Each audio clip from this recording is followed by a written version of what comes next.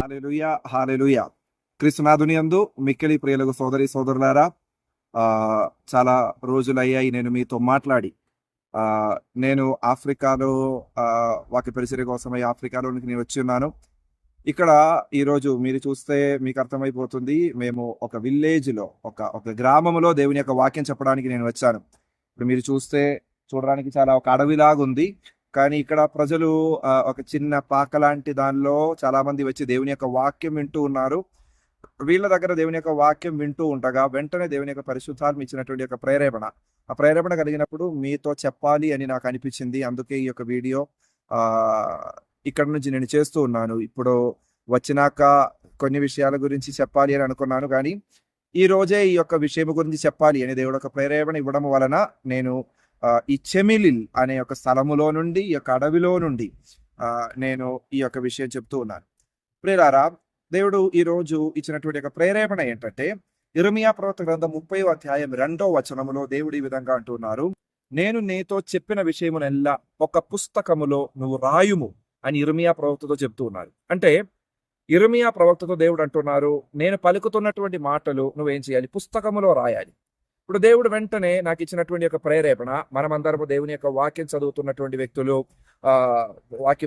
అంటే దేవుని యొక్క సువార్తను ప్రకటిస్తున్నటువంటి సమయంలో, లేదంటే వాక్య పరిచర్యలు వింటున్నటువంటి వ్యక్తులు, బైబిల్ చదువుతున్నటువంటి వ్యక్తులు, బైబిల్ నేర్చుకుంటున్నటువంటి వ్యక్తులు. ఇప్పుడు దేవుడు అంటూ ఉన్నారు, ఇదిగో మీరేం చేయాలి? మీరు దేవుని యొక్క వాక్యం ఒక పుస్తకములో, రోజు ఒక దేవుని వాక్యం చొప్పున ఒక పుస్తకములో రాస్తే బాగుంటుంది. ఎందుకంటే ఇక్కడ వచ్చినటువంటి ప్రజలందరూ ఏ వాక్యం చెప్పినా వాళ్ళు వెంటనే అది పుస్తకములో రాస్తూ ఉన్నారు. వాళ్ళకి దేవుని యొక్క వాక్యం రాయడం అనేది ఎంతో ఆనందకరం. అది వాళ్ళ జీవితంలో చాలా వరకు మేలులు జరగడానికి కారణమవుతుంది అని చాలా మంది సాక్ష్యం చెప్పడం కూడా నేను విన్నాను. ఈ తరుణములో ఈ వాక్యమును చూపించి దేవుడు అంటున్నారు, మీరు వాక్యం వింటూ ఉంటారు, చెప్తున్నటువంటి విషయాలన్నీ మీకు గుర్తుంటాయి, మీరు బైబిల్ చదువుతూ ఉంటారు. కానీ ఈ యొక్క విషయం చేయడం చాలా మంచిది. ఏంటది?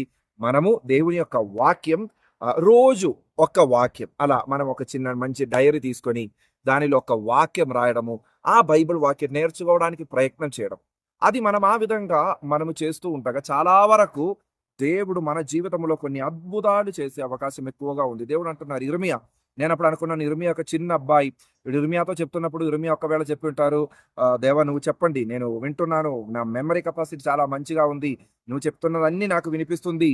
అయినా దేవుడు అంటున్నారు, యిర్మీయా అది కాదు, నువ్వు ఒక పుస్తకము తీసుకో, రాసుకో, దానిలో ఈ రాయటములో ఒక అభిషేకం ఉంది అని దేవుడు ఒక ప్రేరేపణ ఇస్తున్నారు ఈ రోజు ప్రత్యేకంగా.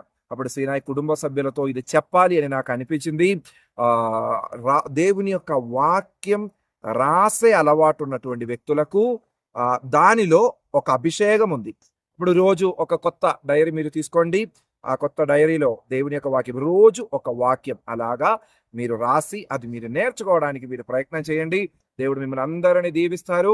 యిర్మీయా ప్రవక్త గ్రంథం 30వ అధ్యాయం 2వ వచనములో దేవుడు యిర్మీయాతో చెప్పినటువంటి అదే మాట ఈరోజు దేవుడు ఈ పరిచర్యలో నన్ను చూస్తూ ఉన్నటువంటి మీ అందరితో చెప్తూ ఉన్నారు, ప్రియమైనటువంటి బిడ్డలారా, దేవుని యొక్క వాక్యం పవిత్ర గ్రంథములో నుండి అది మీది అని మీరు సొంతం చేసుకోండి, ఒక పుస్తకములో మీరు రాసుకోండి, అది మీకు దీవెనకరంగా మారుతుంది, అభిషేకము మీలోనికి దేవుడు కురిపిస్తారు అని దేవుడు ఒక ప్రేరేపణ ఇస్తూ ఉన్నారు. ఆ ప్రేరేపణ నేను మీతో పంచుతూ ఉన్నారు. దేవుడు మిమ్మల్ని అందరినీ హారాళముగా దీవించునుగాక. స్తుతించుదాం. హల్లెలూయా, హల్లెలూయా, హల్లెలూయా. దేవుడు సర్వేశ్వర ప్రేమ కదండి ప్రభువా, ఈ యొక్క తరుణంలో సీనాయి కుటుంబ సభ్యులందరి కోసమై నేను ప్రార్థిస్తూ ఉన్నాను. నీ పరిశుద్ధాత్మ అభిషేకముతో ప్రభు ప్రతి ఒక్కరిని నింపి నడిపించండి, ఆత్మీయ అభిషేకమును కురిపించండి ప్రభు. దేవుని యొక్క వాక్యం చదవడానికి, నేర్చుకోవడానికి, అదే విధముగా దేవుని యొక్క వాక్యం రాసే యొక్క కొత్త అలవాటును సీనాయి కుటుంబ సభ్యులు ఈ యొక్క వీడియో చూస్తున్నటువంటి ప్రతి ఒక్కరికి దయచేయమని, తద్వారా వాళ్ళ జీవితాలను, వాళ్ళ కుటుంబాలను దీవించమని మేము ప్రార్థిస్తూ ఉన్నాము. హల్లెలూయా, హల్లెలూయా, హల్లెలూయా.